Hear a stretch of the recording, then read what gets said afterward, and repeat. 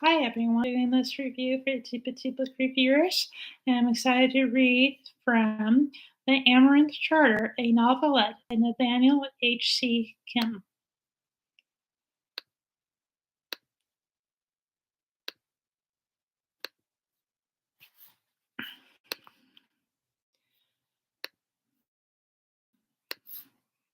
An amaranth planted in a garden near a rose tree. Thus addressed it, "What a lovely flower in the rose! A favorite alike with gods and with men. I envy you your beauty and your perfume." The rose replied, "I indeed, Sir Amaranth, flourish, but for a brief reason.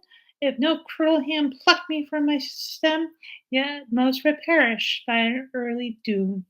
But thou art immortal and doth never fade, but bloomest forever in renewed youth."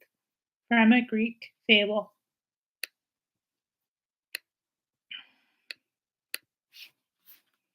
Prologue. Captain Joshua Bishop.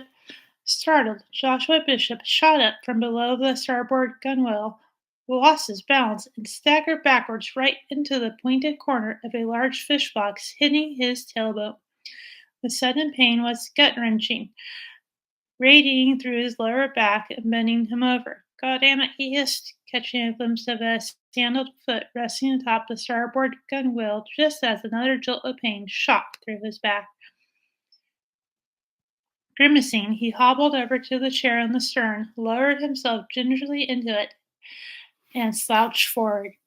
"First rule of thumb, whomever you are, never set foot on another boat uninvited," he growled, directing his attention and ire at the person on the deck. He looked up. She was young, attractive, and staring at him, face flushed with concern. "I'm so sorry," the young lady replied, removing her foot. "It wasn't my intent to startle you."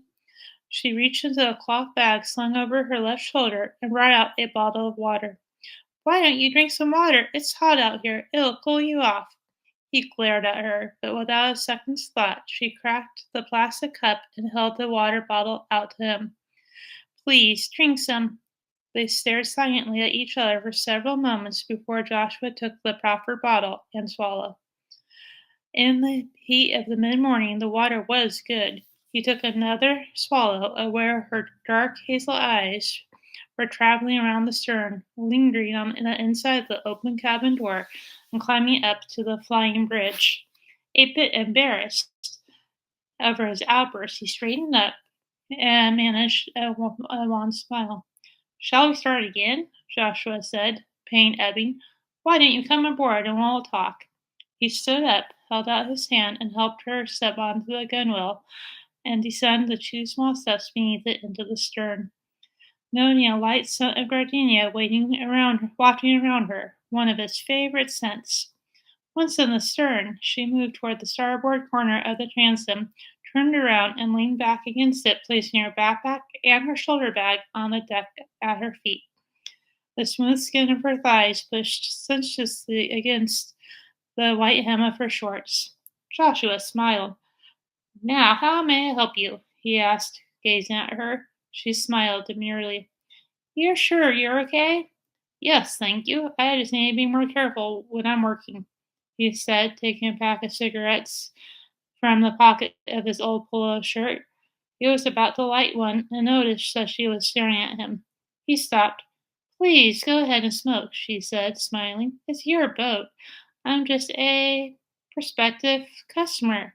It's fine." "Customer?" Joshua echoed, lighting his cigarette. "I was told that someone was coming by earlier asking about the boat. Was it you?" "That was me," she acknowledged. "I wanted to see what kind of boat it was. Speak to you. It's what I expected from your advertisement. It's a beautiful boat." He gave a nod of his head. "Thank you. The ad's a couple years old, but I run it every summer." "It's a clean-looking boat. That tells me you take good care of the Amara. Responsible." "Very candid young lady," he thought. "It also happens to be my house, Miss—" She laughed, a light, joyful sound, not abrasive, loud, or buying at, even girlish, just a simple laugh that rolled in a nice tonal wave. "Eleanor Rosenstein." She straightened up and leaned forward, her right hand fully extended, fingers long and slender, but not delicate. They shook hands, their grip firm and confident. "So I am to take it you're interested in a charter, Miss Rosenstein," he said. "Call me Elena, please," she replied. She reached down and grabbed the backpack at her feet and set it on the gunwale, unzipping the main compartment and looking through it. "It's here somewhere," she murmured. "You know, the Amara is a charter fishing boat." She hummed her acknowledgment. "For how long?" "3 days and 3 nights," she said, continuing to search the compartment of her backpack. She didn't see him balk. "Did you say 3 days and 3 nights?" he repeated. Elena glanced up, brown furrowed slightly. "You don't do overnight? Your ad said you did."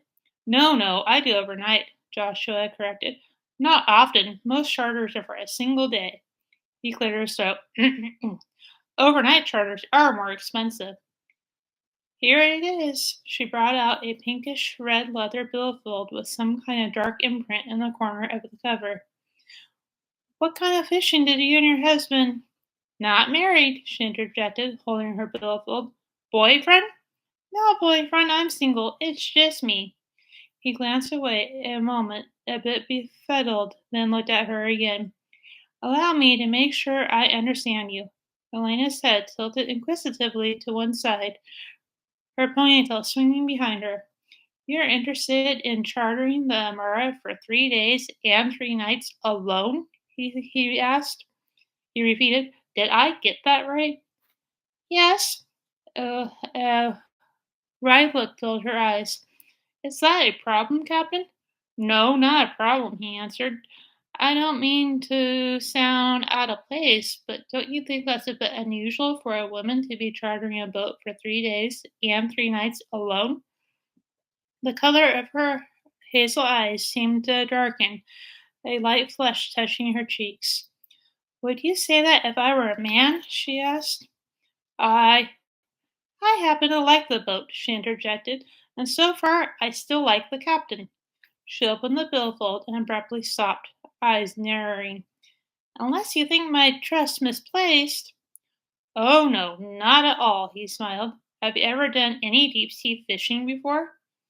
"Freshwater when I was younger. Whatever kind of fishing you do, whatever you recommend's fine with me.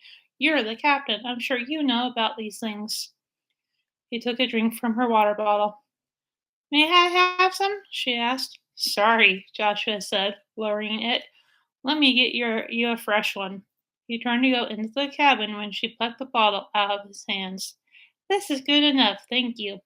She took a drink, head tilting back, revealing the fine line of her throat and neck. She capped the bottle and handed it back.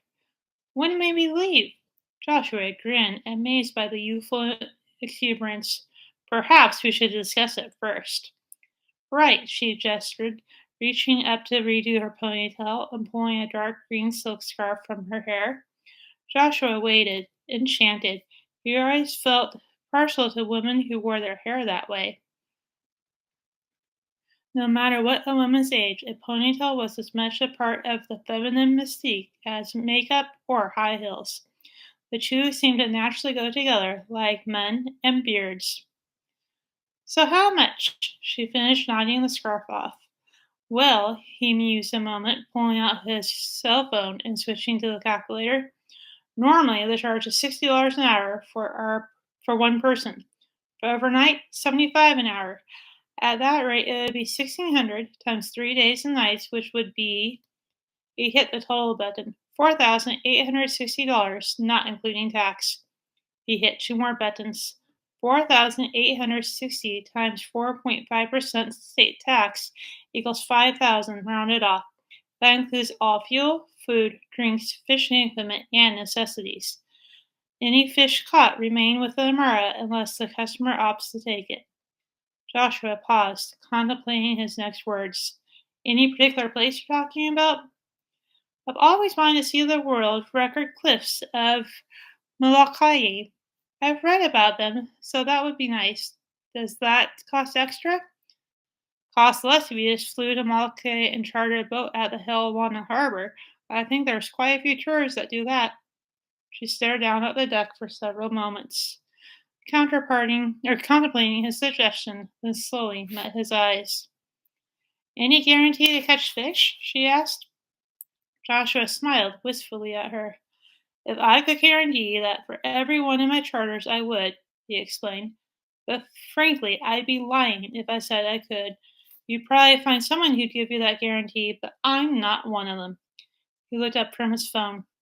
80 to 85% of the time, my customers come back with a catch of at least one big game fish on the islands. Marlin, yellowfin tuna, mahi-mahi.